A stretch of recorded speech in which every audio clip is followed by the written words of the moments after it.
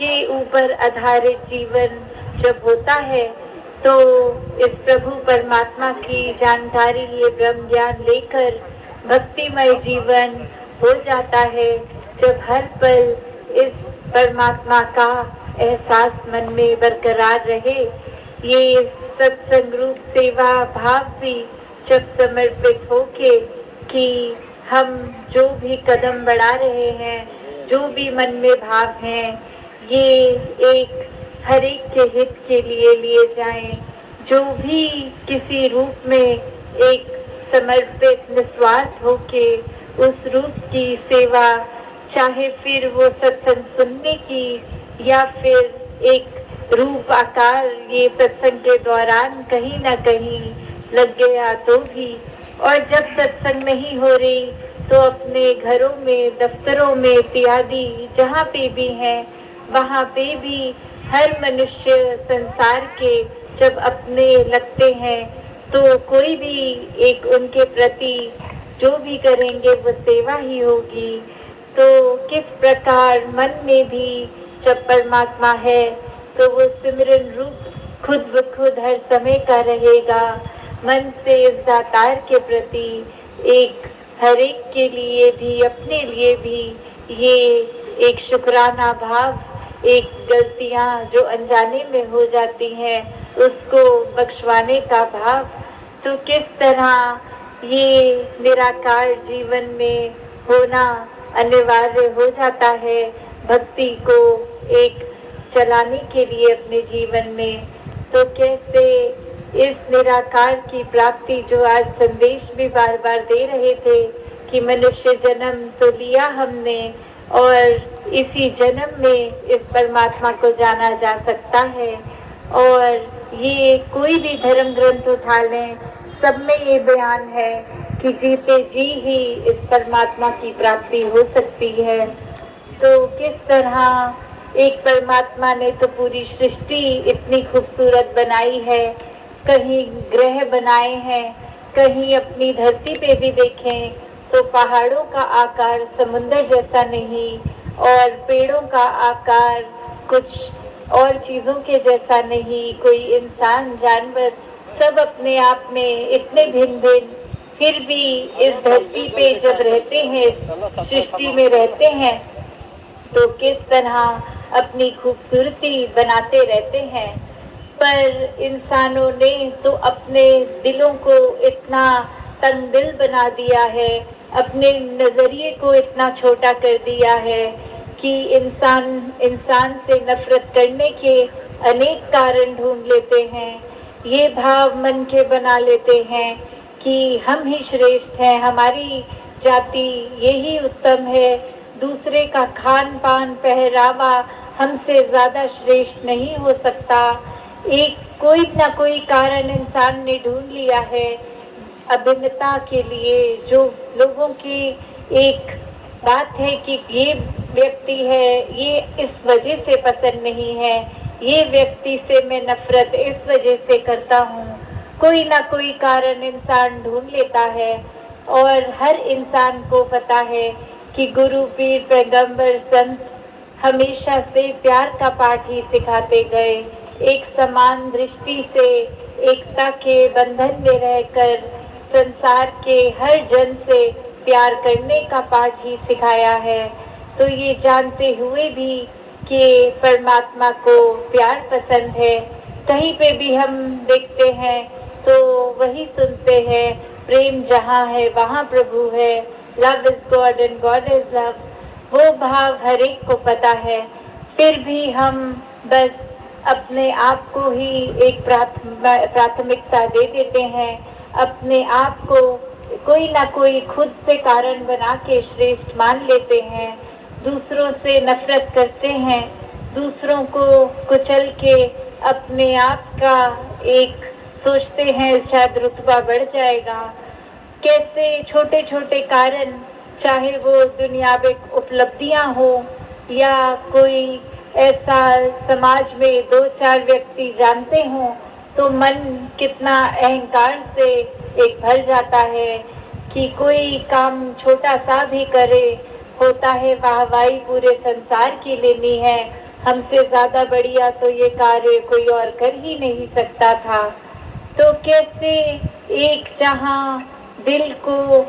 एक इस विशाल प्रभु के साथ जुड़ के इतना विशाल होना है कि सारे लोगों के भी अंदर जो संसार के जो जो भी है उसको समाना है, वो अच्छाइयों को अपनाना है, और अगर उनकी कोई बुराई दिखती है उसको अपनाना नहीं है,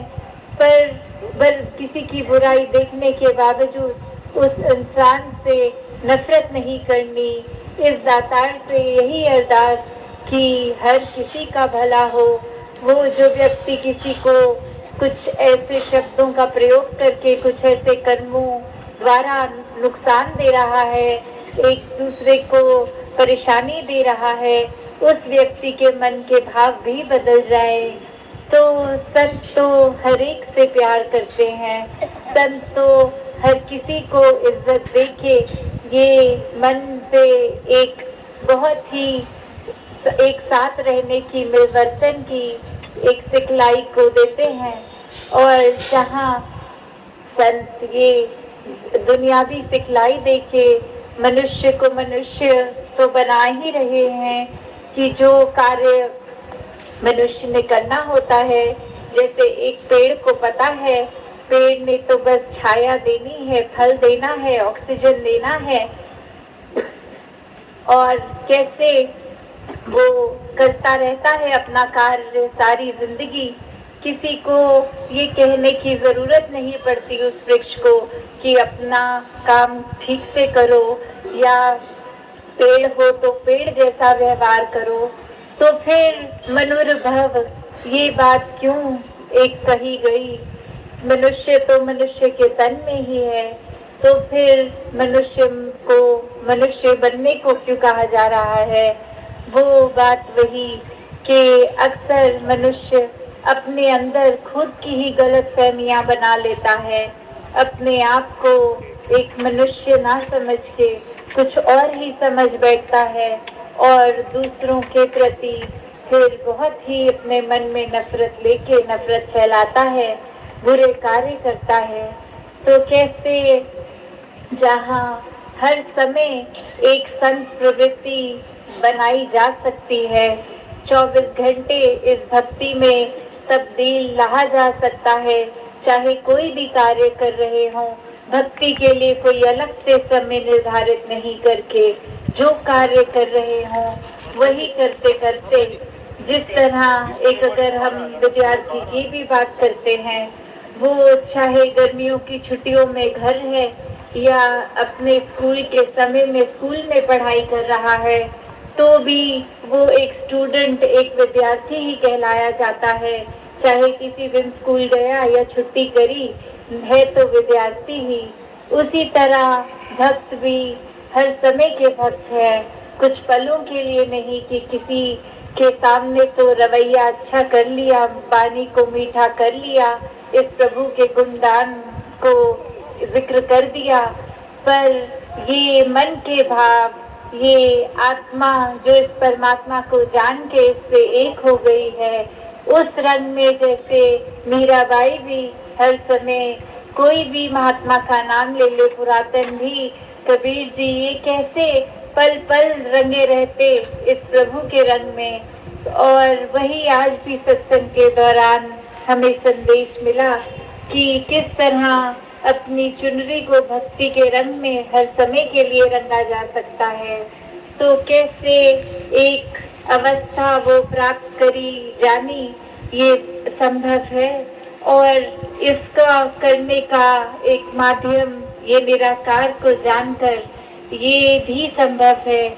तो कैसे मनुष्य को हर समय ये एक बात याद रहे कि जब परमात्मा का मन में एहसास है तो मन कुछ गलत ख्याल नहीं पालता, कुछ गलत कार्य नहीं करता, वरना तो अगर इस परमात्मा का एहसास नहीं है तो छोटी छोटी चीजें जैसे अहंकार